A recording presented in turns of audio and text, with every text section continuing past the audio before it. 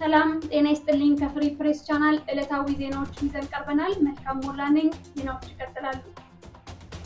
በምስራቅ ጎጃም ደባይ ጥላት ግን ወረዳ በደረሰ መድፍ ጥቃት በመኖሪያ ቤት የነበሩ ንጹሃን ህይወታቸውን አጡ።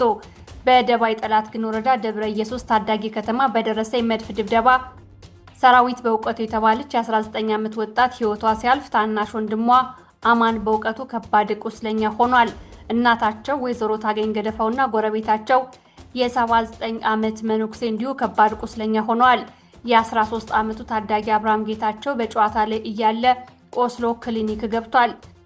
ዛሬ ቅዳሜ እንደመሆኑ መጠን ከ10 ቀበሌ በላይ ህዝብ በአንድ አደባባይ በሚውልበት የገበያ ቀን በደብረ ከተማ የመከላከያ 6ኛ እዝ 602ኛ ኮር በደባይ ጥላት ግን ወረዳ በህዝብ ላይ በከፈተው ተኩስ የንጹሃን ህይወትም አልፏል።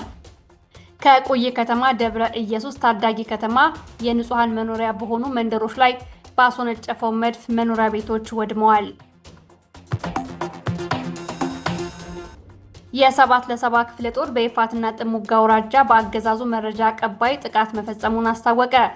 አፋብን ሸዋ ጠቅላይ ግዛት አሳምነው እዝ 7 ለ7 ክፍለ ጦር በይፋትና ጥሙጋ ወራጃ ይፍራታና ግድም ክላስተር አላላ ከተማ ላይ ለአገዛዙ መረጃ ሲያቀብል ነበር ያለውን ሰይዶ የተባለ ሰው ጥቃት እንደፈጸመበት አስታውቋል። ግለሰቡ በተደጋጋሚ በክፍለ ጦሩ ማስጠንቀቂያና ምክር ቢሰጠውም ሊሰማ ባለመቻሉ በናሁሰናይ ሻለቃ የቅኝት ቡድን አማካኝነት ዘልቆ በመግባት እስከ ወዲያኛው ሊሰናበት እንደቻለ የክፍለ ጦሩ ሪፖርተር በላከው መረጃ አስታውቋል። የአማራ ፋኖ ብሔራዊ ንቅናቄ ወሎ ቤተ አማራ ሚኒሊክ ዕዝ 102ኛ ኮር 12ኛ ክፍለ ጦር 3ኛ ሻለቃ መንደፍራ ቀበሌ በአገዛዙ ላይ ጥቃት መፈጸሙን አስታወቀ።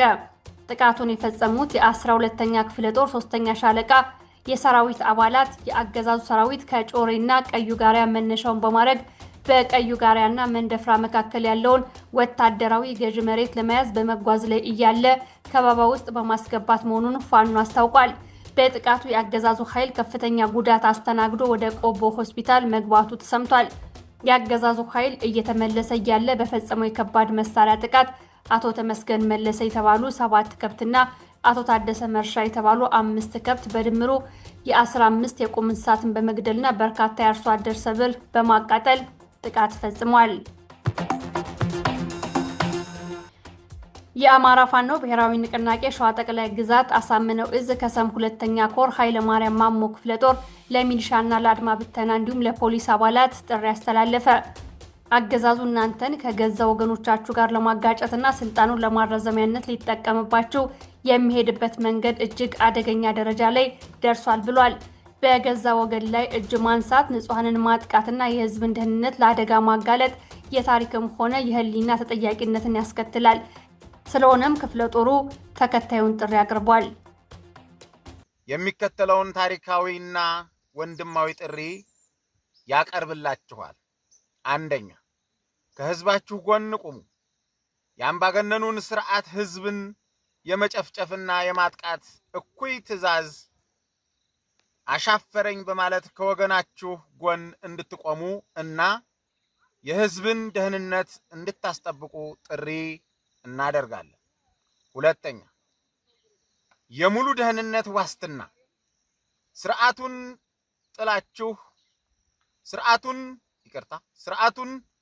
ጠልታችሁ ከህዝባችሁ ጋር ለመቀላቀል ለምትወስኑ ለእያንዳንዳችሁ አባላት ሙሉ የደህንነት ጥበቃ ክብርና ማህበራዊ ዋስትና እንደሚደረግላችሁ በይፋ ቃል እንገባለን። ሶስተኛ፣ የይቅርታና የመደጋገፍ መርህ ከዚህ ቀደም የተፈጠሩ አለመግባባቶች አልፈው ማህበረሰባችን በይቅርታና በክብር እንደሚቀበላችሁ እናረጋግጥላችኋለን። ከእንግዲህ ከአምባገነኑ አገዛዝ አፈንግጦ ወደ ክፍለ ጦራችን የሚመጣ ሚኒሻ፣ አድማ ብተና ወይም የፖሊስ አባል ምንም አይነት እርምጃ እንደማይወሰድበት ዋስትናችን የጸና ነው። የራስ ጋይንት ልዩ ተወርዋሪ ክፍለ ጦር የትግል ቆይታና አፈጻጸም እንዲሁም ወቅታዊ የትግል አውድ ዙሪያ ለ2 ቀናት የወሰደ ውይይት ማካሄዱን አስታወቀ። የአማራ ፋኖ ብሔራዊ ንቅናቄ ጎንደር ጠቅላይ ግዛት በላይ እዝ የራስ ጋይንት ልዩ ተወርዋሪ ክፍለ ጦር በግምገማው የትግል እቅድ አፈጻጸም የትዕዛዝና መርህ አጠባበቅና የአመራር ብቃት መለኪያዎች ትግበራ በአመራርና አባላት የጋራ ጉባኤ ገምግሞ የክረምት ተግባር አቅጣጫ አስቀምጧል።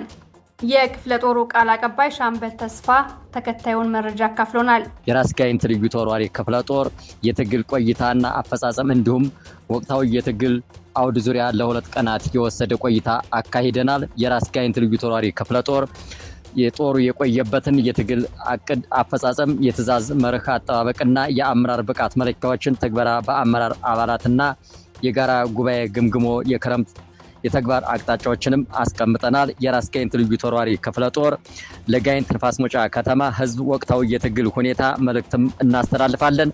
እኛ ከውሸት ጋር አንቆምም፣ ከውሸት ጋር ምክክር ጉባኤ አንኖርም። አማራዊ ጨዋነት እውነትን ይዘን እንታገላለን። እውነት በእኛ ጸንቶ ይኖራል። ከእውነተኛ ጋር እንቆማለን፣ ቆመናልም። በእውነት ትግላችን ክረምትና በጋም አያስቆመንም። እውነት ከወንበርና ስልጣን በላይ ነው። እውነት የውሸት ተባባሪ አያስፈልገውም። እውነት በምክክር ጉባኤ ጭብጫቦም አይሾምም አይወርድም። የነጻነት ትግል እንጂ የኛ ትግል በእውነት ተጀምሮ በእውነት ተፈጽሞ ከዓለም በላይም ይሆናል። የእውነት ትግል ቦታ አይመርጥም፣ ተራራም አይጋርደውም፣ ክረምትና በጋም አያስቆመውም። የምክክር ጩኸትም አያስቆመንም። የእውነት የሞትን የውሸት ሰራዊትም የለንም። እኛ ስምም በምክክር ጉባኤ ስም መጥፋትም አይቆምም። የነጻነት የአማራ ነጻነት ትግል ሁሉን ፈንቅሎ ነገ ይወጣል። እኛ የእውነት ትግል ከአብይ ስልጣን በላይ ነው። የኛ እውነት በቁጥር አይገለጽም። የእውነት ፍጻሜያችን ህይወት ዘርቶ የአማራ የነጻነት ትግል አኩሪ ውጤት ብቻውን ቆሞ በዓለም እንዲከበር ይሆናል መልእክታችን ነው። ራስ ጋይንት ልዩ ተወርዋሪ ክፍለ ጦር ሻምበል ተስፋ ቃል አቀባይ። የዩናይትድ ኪንግደም የባህር ኃይል ደህንነት ድርጅትና የሶማሊያ የደህንነት ባለስልጣን የባህር ላይ ወንበዴዎች በኤደን ባህረ ሰላጤ ከየመን የባህር ዳርቻ አካባቢ አንድ የጭነት መርከብ ማገታቸውን አስታወቁ። የዩኬ ባህር ትራንስፖርት ድርጅት መርከቡ ወደ ምስራቅ እየተጓዘ በነበረበት ወቅት ያልተፈቀደላቸው ግለሰቦች ተሳፍረዋል ሲል ገልጾ ሌሎች መርከቦችም በጥንቃቄ እንዲጓዙ ምክር ተሰጥቷቸዋል ብሏል። የሶማሊያ ከፊል ራስ ገዝ ግዛት የሆነችው የፑንትላንድ ባለስልጣናት አጥቂዎቹ ሶማሊያውያን መሆናቸውን ተናግረዋል። የዩክሬን ድሮኖች በሩሲያ ግዙፍ የኦንላይን እቃዎች መሸጫ የሆነውን የዋይልድ ቤርስ 2 መጋዘኖች መጥተው 8 ሰዎች መሞታቸውንና 62 ሰዎች መቁሰላቸውን የሩሲያ ባለስልጣናትን ጠቅሶ ቢቢሲ ዘገበ። ከሞስኮ በስተደቡብ ምስራቅ በግምት 475 ኪሎ ሜትር ርቀት ላይ በምትገኘው የታምቦቭ ከተማ በሚገኝ መጋዘን ውስጥ 7 ሰዎች ሲገደሉ 25 ሰዎች መቁሰላቸውን ቢቢሲ አክሎ ዘግቧል። ስለተመለከታችሁን ከልብ እናመሰግናለን። ቻናላችንን ሼር፣ ላይክ እና ሰብስክራይብ ማድረግ አትርሱ።